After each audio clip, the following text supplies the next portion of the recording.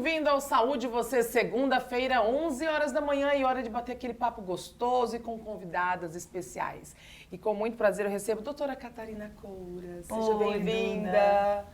Obrigada pelo convite. Sempre bom estar aqui com você, trazer conhecimento, né, para a população. É isso aí, doutora Catarina é neurocirurgiã funcional, especialista em dor.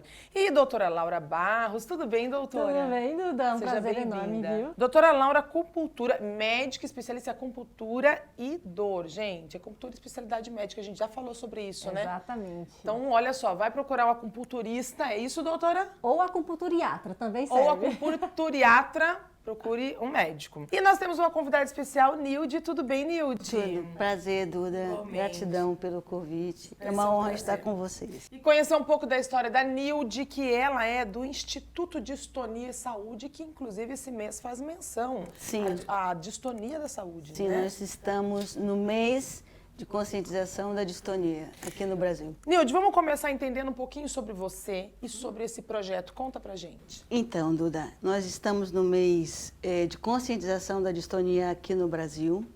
Eu sou o presidente do Instituto Distonia Saúde e sou paciente. Eu tenho distonia cervical e idiopática. Os meus primeiros sintomas começaram, eu tinha por volta de 33, 34 anos. Sempre trabalhei na área de vendas, então era aquela correria. E quando você não presta atenção ao seu corpo, porque ele dá sinais, acontece o que aconteceu comigo. Eu tinha pequenos tiques, porque é assim que a distonia começa, certo, doutora? Exatamente. Eu tinha pequenos tiques e eles foram progredindo.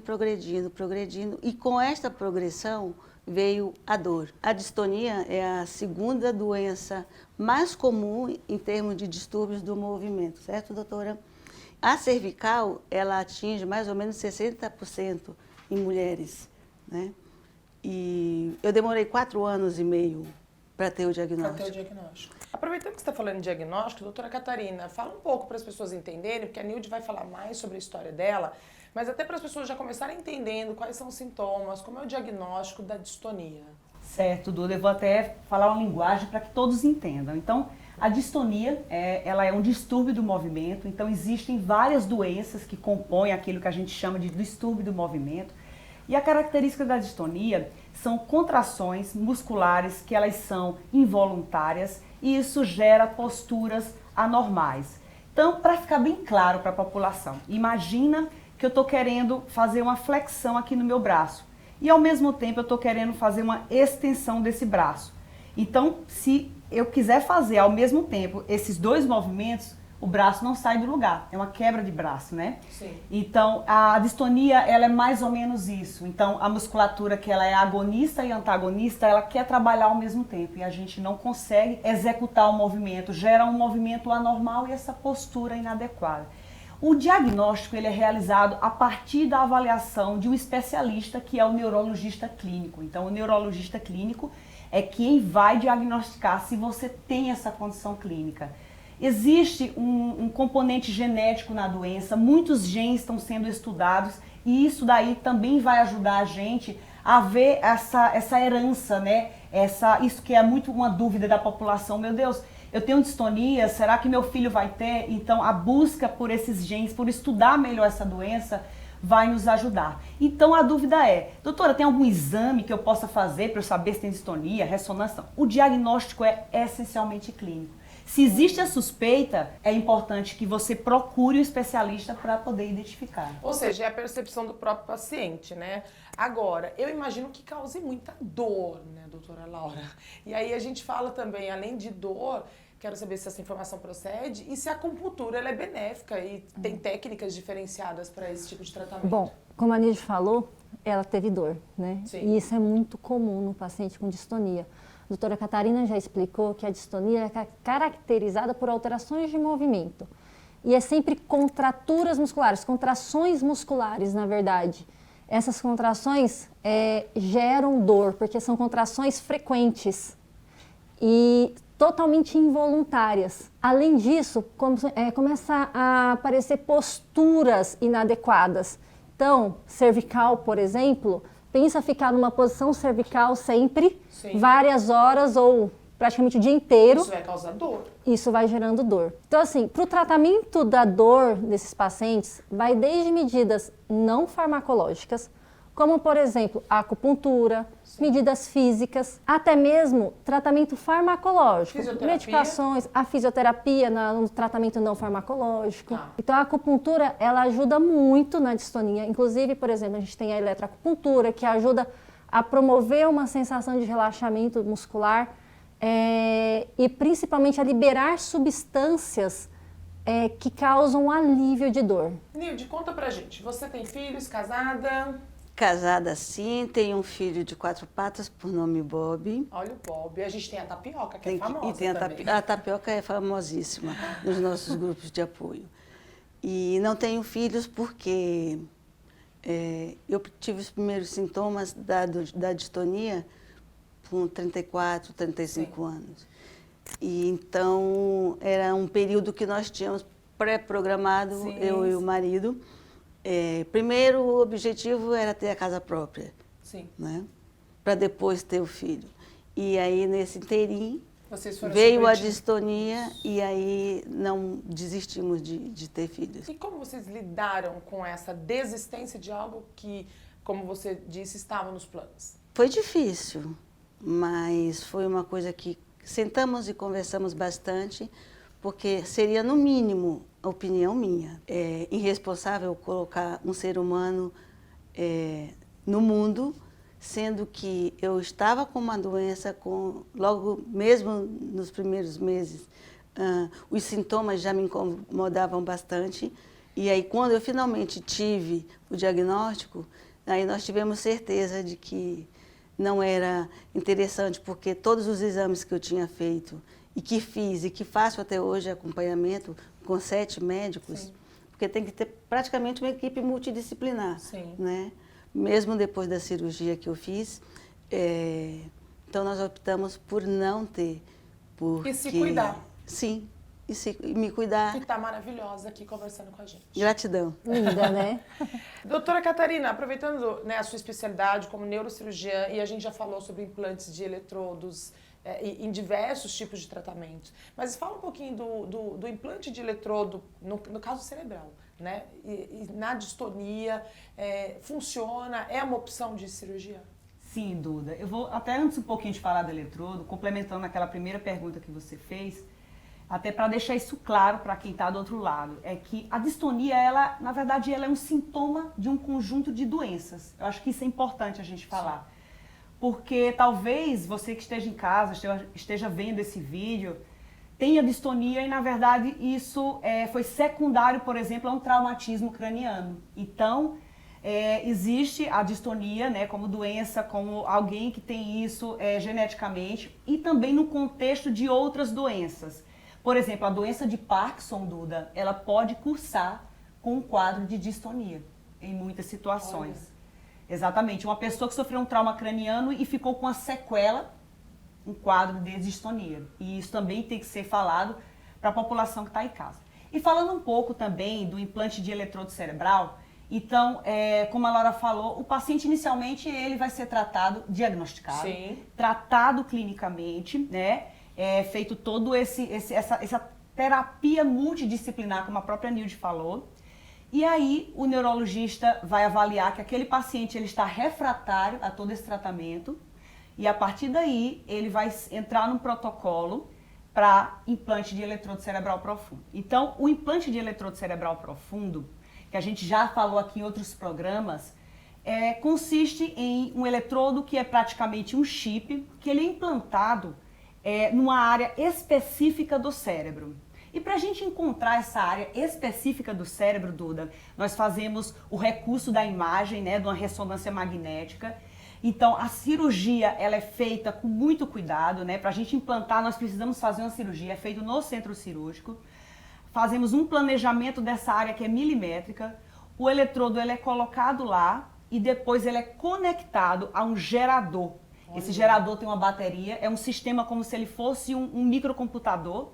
Tudo fica embaixo da pele, que às vezes gera insegurança quem está em casa. Embaixo da pele? Você não vê nada. O paciente, ele não fica com nada exposto, tá certo? É uma cirurgia super segura, muito bem feita. E o que é que essa cirurgia, né, vai ajudar? Então, ela tem um papel muito interessante que é ajudar na qualidade de vida do paciente. Sim. Tá certo? E ajuda nos sintomas motores, ajuda na dor. Então, o implante tem esse papel. E o médico consegue, em consultas rotineiras, manipular esse eletrodo através desse como que é? Do gerador. Do gerador, consegue mexer nesse gerador ou não? Ele é definido ali no planejamento e fica... Não, Duda, é isso que é o segredo do tratamento. Então, quem vai ser implantado não é assim, eu fui implantada, acabou. Não, não pode ser assim. Então, o paciente ele volta frequentemente em consultas. Isso. Nós realizamos as programações. Isso, programações. Vocês fazem essa programação? Fazemos essa programação. Então, a gente realiza essa programação. Algumas equipes é o neurologista que faz. Sim. No nosso caso, nosso grupo, eu mesmo faço. E a partir desses ajustes, a gente vai melhorando a qualidade de vida do paciente. Então, é um tratamento que, uma vez implantado, o paciente ele tem que ter acompanhamento para o resto da vida. Entendeu, Duda? Mas também gera mais qualidade de vida para o paciente. Gera mais qualidade de vida. A bateria, depois de um tempo, ela precisa ser, inclusive, trocada. Olha. Alguns sistemas são recarregáveis. Então, sabe esse sistema de indução que a gente tem do celular, que você coloca o celular para carregar? É basicamente esse sistema de indução. Não é um processo cirúrgico, de novo? Não, eu digo Só não a troca. recarga. Só a troca. A troca é é cirúrgico. A troca é cirúrgica. Agora, alguns sistemas, eles são recarregáveis, você precisa ficar carregando igual um celular. Outros são não recarregáveis. Entendi. Mas no caso da distonia, a gente sempre prefere os sistemas recarregáveis porque isso permite o consumo de energia maior e a gente pode, com isso, demorar um pouco para trocar o aparelho. Doutora Laura, existe algum tipo de contraindicação ou efeito colateral quando associado ao uso de acupuntura em pacientes com distonia? Bom, da acupuntura normal, somente com as agulhas, os efeitos colaterais são os mesmos de todo mundo. Então, assim, a hematoma no local da punção pode fazer, enfim. Mas o paciente de distonia que possui o neuroestimulador, aí sim, como ele é um sistema de neuroestimulação, ou seja, possui estimulação elétrica, a gente evita o uso da eletroacupuntura, que a gente já falou algumas vezes em tratamentos musculares, o uso da eletroacupuntura. Então, nos pacientes que têm distonia, mas possuem a terapia com a neuromodulação, nesses a gente acaba evitando para não causar problemas no sistema de neuroestimulação. Eu vou querer saber um pouquinho mais, que a Nilde tem um instituto que ajuda pessoas. Ela usou da distonia que aconteceu na vida dela para ajudar pessoas.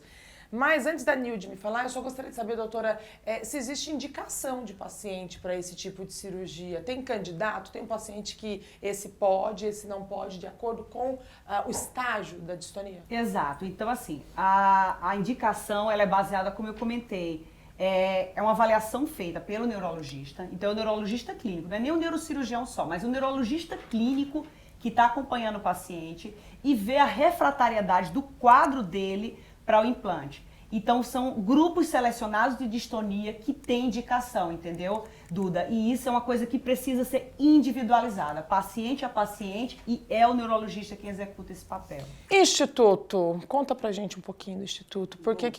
Como você usou disso para ajudar pessoas? Eu sempre me considerei uma pessoa super curiosa. Como eu comentei com você anteriormente, eu sempre trabalhei na área de vendas. E quando eu comecei os primeiros sintomas, foi bem difícil, por quê? Porque em todos os médicos que eu ia, o meu problema era de cunho psicológico. Todos sempre falaram que era de problema psicológico. Então, eu tomava remédio para sudorese, para mudança de humor, para tudo. Tomava remédio para lembrar de tomar o remédio e demorei 4 anos e meio. Eu vou complementar a fala da doutora Catarina, deixando muito claro que um neurologista clínico, ele necessita ter uma subespecialização para fazer o diagnóstico do paciente com distonia. Não é um neurologista clínico, ponto. Porque eu passei por 7 neurologistas clínicos e nenhum deles me deu o diagnóstico. Eu demorei 4 anos e meio. E foi aí então que foram você 4 anos e meio a busca deste diagnóstico, fazendo o tratamento errado. Quando finalmente eu tive o diagnóstico de distonia cervical idiopática, eu sofri 2 vezes. Primeiro, o paciente sofre porque ele tem uma doença e ele se acha um ET, porque ele não tem um diagnóstico. 2, você sofre quando tem o diagnóstico, que é de uma doença que está na categoria de doença rara. E 3, por não ter cura. E aí, como faz? Aonde ir? Buscar informação? Como? Que tratamento? E o tratamento para a distonia, em específico, é muito caro. E através do SUS é uma dificuldade enorme, não é, doutora? Porque a aplicação de toxina botulínica é um dos melhores tratamentos para que o paciente tenha um pouco de qualidade de vida e que sinta menos dor. Que traz o relaxamento. E que sinta menos dor. Então, quando eu tive o diagnóstico, o que aconteceu? Eu sofri 2 vezes, porque eu vinha há 4 anos e meio fazendo o tratamento errado, ou seja, tomando medicamentos errados. Aí eu tive que fazer o desmame de todos esses medicamentos, que foi punk, para começar a tomar outros medicamentos, para aí sim eu consegui ter melhora e qualidade de vida pós o diagnóstico. A Nilde falou algo importante aqui e a gente tem o nosso tempo aqui na TV Caras para falar sobre o Saúde Você. E eu vou fazer diferente. Eu quero convidar você que está assistindo o Saúde Você aqui na TV Caras para continuar acompanhando essa entrevista que vai continuar aqui na íntegra no nosso canal Saúde Você com Duda Rodrigues. Então a gente continua esse bate-papo. Quero agradecer ao carinho, a audiência de vocês. Assistiu aqui? Agora corre lá para o canal do YouTube, porque na íntegra você vai conhecer o Instituto e como a Nilde trouxe esse Instituto para ajudar a vida das pessoas e por que a doutora Catarina e a doutora Laura estão aqui conosco, tá bom? Um beijo para vocês, obrigada pelo carinho e a gente continua o nosso bate-papo aqui. Me conta sobre o Instituto. O Instituto, na realidade, tudo começou com um pequeno sonho que era levar informação. Informação essa, eu me baseei nas minhas dificuldades de informação, porque o Dr. Google é muito bom, só que não. Não pode ser usado como autodiagnóstico. Né? Na verdade, tem pessoas que até adoecem quando vão para pesquisar. O Dr. Google ele é bom, só que não. Então, quando eu tive o diagnóstico, que eu procurei saber mais, eu consegui essas informações no exterior. Aqui no Brasil, nós não tínhamos uma fonte fidedigna que falasse sobre distonia de uma forma clara, usando uma linguagem simples para que qualquer pessoa conseguisse entender o que é e como é a distonia, onde ir, com quem falar, quais os tratamentos se devem fazer. Então, eu iniciei um site, fiz um site por nome Distonia Saúde, obviamente. Distonia Saúde, produção coloca aqui para quem quiser acessar e saber mais informações. Distoniasaude.com.br. E lá nós temos um banco de dados só de médicos e subespecializados em distonia. Você criou uma rede, então Sim. Só para entender, olha só que interessante. Ela pegou toda a dificuldade dela, que ela viu que o caminho até descobrir, no Brasil, infelizmente, eu volto a dizer, nós temos um problema seríssimo de qualidade de saúde aqui, as pessoas pagam para ter saúde, né? Então, ela pegou toda a dificuldade dela e criou uma rede de apoio para você através do Instituto Distonia Saúde, é isso? Isso. E lá, você que, de repente, está percebendo que tem distonia, passou pela avaliação clínica, como a doutora Catarina explicou, procura imediatamente especialista, corre para o site, está tendo dificuldades, lá você vai encontrar especialistas, orientações, informações e pode ter contato com vocês também. Diretamente conosco em todas as nossas plataformas sociais. A doutora Catarina Eu quero saber essa relação de vocês aí, como que começou? A doutora Catarina bem sabe que a grande dificuldade do paciente é achar uma médica especializada. Uma doutora! Eu gosto sempre de falar que os médicos, os doutores que nos atendem a pacientes raros, aí inclui a distonia, eles são raros também, porque se faz necessário todo um cuidado, toda uma atenção nos detalhes, nos medicamentos.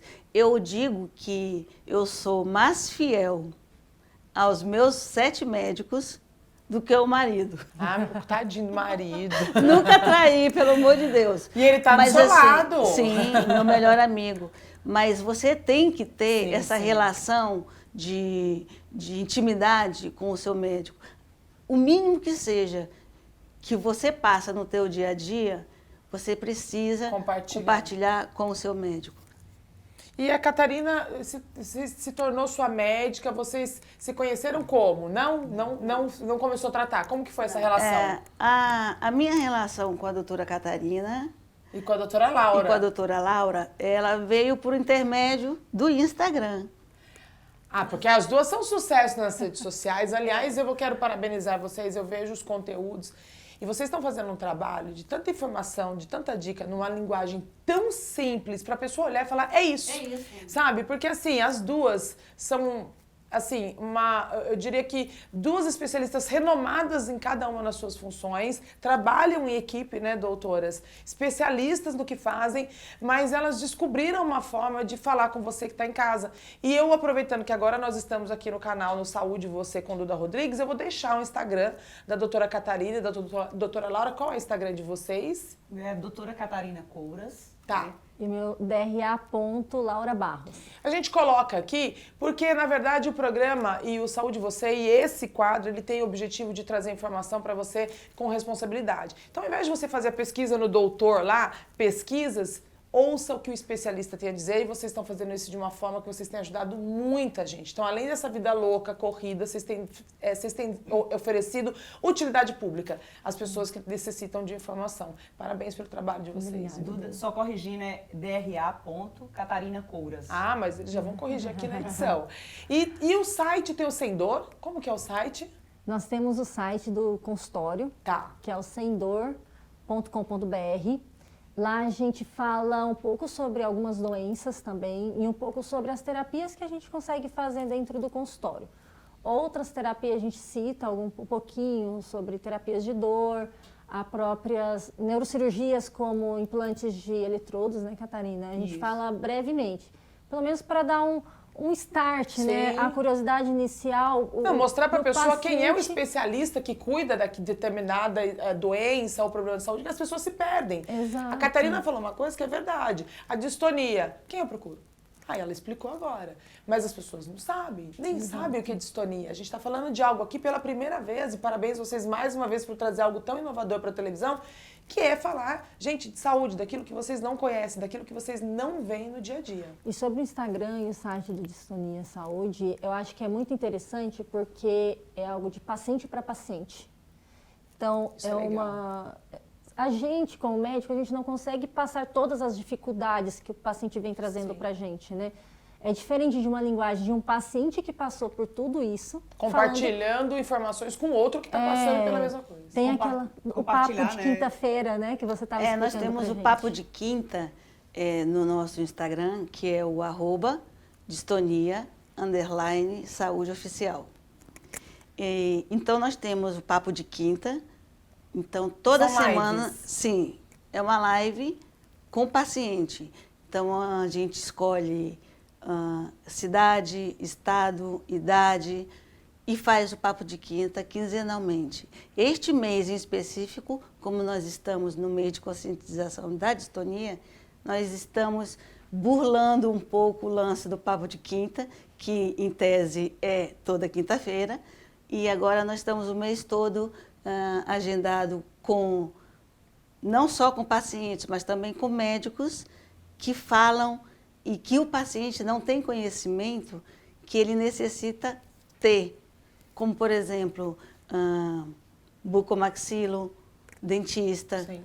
porque quem normalmente tem em específico, por exemplo, distonia cervical, Ah, com certeza. normalmente quem tem distonia, se eu estiver errada me corrija, doutora, normalmente quem tem distonia cervical, que é o meu caso, ele desenvolve bruxismo. Então, essas pequenas informações Sim. que o paciente precisa ter Vocês e que, a trocam gente nas lives. e que a gente busca levar essa informação em pequenas pílulas, vamos dizer assim. Mas tem que ser de paciente para paciente, porque aí tem que usar uma linguagem que o próprio paciente, ou que o familiar, ou qualquer pessoa que esteja com um problema de distúrbio do movimento e não sabe aonde ir, que ele consiga identificar. Sim. Né?